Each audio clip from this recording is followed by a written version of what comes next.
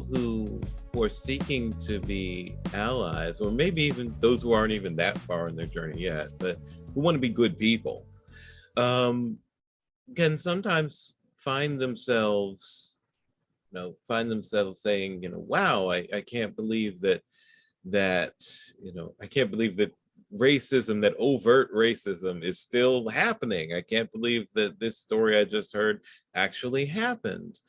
And I'm reminded of an experience I had some years back when, someone I knew in politics, actually, um, we were in a rather deep conversation, and they said to me something along the lines of, but you can't have experienced racism, right?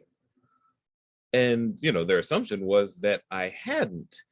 And, as a Black man, I almost fell out of my seat thinking, thinking, what on earth would make you think that I have not experienced racism? Um, it sounds to me, maybe you guys can clarify this a little bit, but that my interlocutor there may have been in a bit of denial because they were sort of trying to protect themselves. Does that seem right? That they were, you know, yeah, I don't know. I wonder what you both might say about a situation like that. That's we actually have clients that we work with sometimes who will say something like that. Not necessarily that somebody hasn't experienced it, but what they'll say is like, I can't believe this still happens. And there's a couple things that usually go along with that. One of the things that can be difficult is when you do have a room full of people, and there, some people are people who've experienced racism personally, and some people who are going, oh wow, I didn't know that happened, right?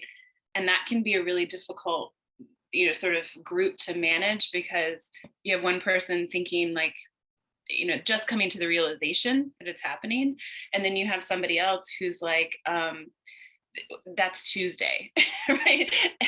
And so you're, having to navigate that.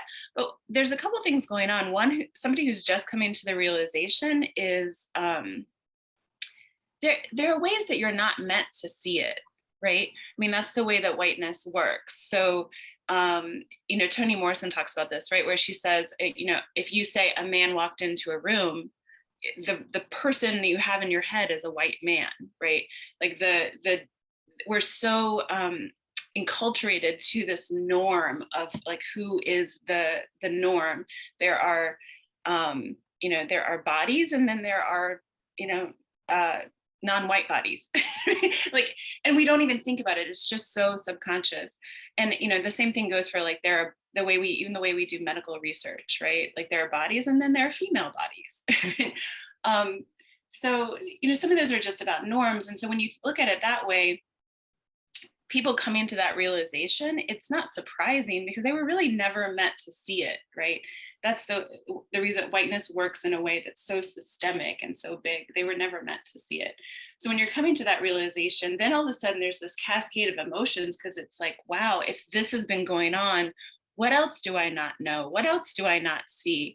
How have I been participating in this and not understanding? There's all these emotions that come onto it.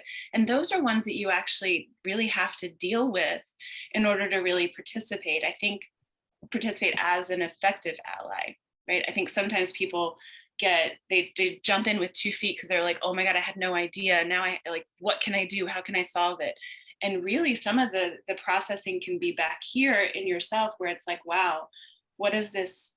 What does this mean about, how do I feel about this? How do I want to participate? What does this mean? Those kinds of things. Anything that you can do to process and heal something in yourself is always going to radiate out and be helpful for others. So that's what I'll say about that to begin with, but I'm sure, Dan, you have more to say about it. Well, thanks, Lesley. And yeah, Cord, I think you're right to point out that it's confronting to need to become aware of and actually acknowledge the racism that those around us are experiencing every day. Because, yeah, part of the myth that we're taught in white culture is that there is no white culture. that we're just normal and everybody else is different. And so to point out that we do exist, that we are a group, especially with white men, I find it, very, very confronting often for folks to be told they're part of a white male group. And I laugh because it was confronting for me at first. I count myself among them. And I think part of that is this rugged individualism, this idea that I'm not a white man, I'm Dan. And if I were to say that I'm a white man and I'm part of this white male group, then does that make me a perpetrator and an oppressor? And does that make me all these things that I don't want to be? Because I'm not that kind of person. And what that does is it then sort of, the idea is it protects me from needing to look at the ways that I am complicit. But here's the other thing it protects me from: my agency, my power, my capacity to take meaningful action. And so I am basically, by denying my group membership, I'm also denying my power to make a difference, to build a more equitable world. And so I need to look clear-eyed at my group membership and also recognize I'm an individual too. We all are. But to look at both, to hold both as true, and to get curious about my group identity in a way that actually brings more capacity to act and to participate in this work. So I think basically what I'm saying is I recognize that protective instinct. I know where that comes from. I have felt the intensity of participating and seeing myself as complicit in some of this harm. And I also know that if I don't get stuck there, and instead I allow myself to go a little deeper and just say, well, what is my role here? That actually liberates me into a place of connection and relationship and meaningful action, rather than a place of removing myself from the entire equation and pretending like I'm not part of it at all. And especially as we talk about bodily autonomy and also white allyship, it could be easy for me as a white man to say, that's not my issue. None of that's my issue. Racism isn't my problem. Reproductive health, isn't my issue. It's a women's issue.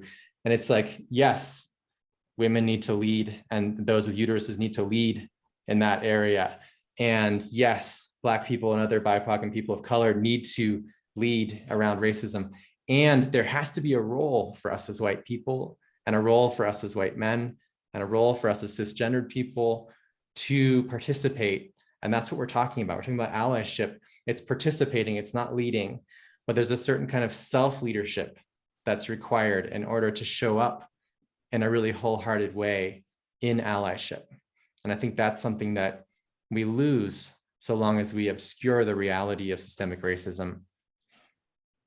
And thanks so much, Dan. I wanted to comment on something too, because it's also, there's like a different definition of lead too, right? Like when I think about the fight for bodily autonomy, right? And sure, I want people to listen to my experience, because it's something that impacts me really directly and has impacted all the women in my family in different ways.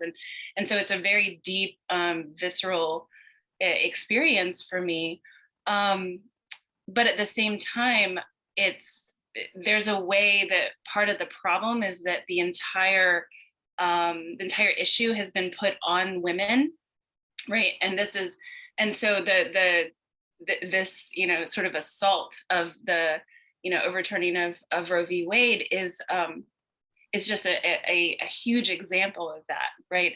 Of taking that and being like, oh, we're going to solve this problem because we're going to put all the responsibility and all the burden right back on women, right? And right back in their bodies, right? And so the more that we can, sort of offload that and realize that it's actually, I keep talking about allyship as like a returning to yourself, right? And Dan, you did a great job of mentioning about embodiment and the relationship between trauma and embodiment. The more we can do heal ourselves so that we actually feel comfortable being embodied and take that back, right? Because there is so much burden there. So it's, you want people to be able to lead, but lead in a way that feels that respects their wholeness and respects what's theirs and what isn't, right? And so I think in this whole process of defining what allyship is, it's identifying what actually is yours and can be yours, what you can take on, the ways that you have also been dehumanized and removed from your own power, and taking that on so that you really are, walking with and guiding the person in a way that's manageable and respectable.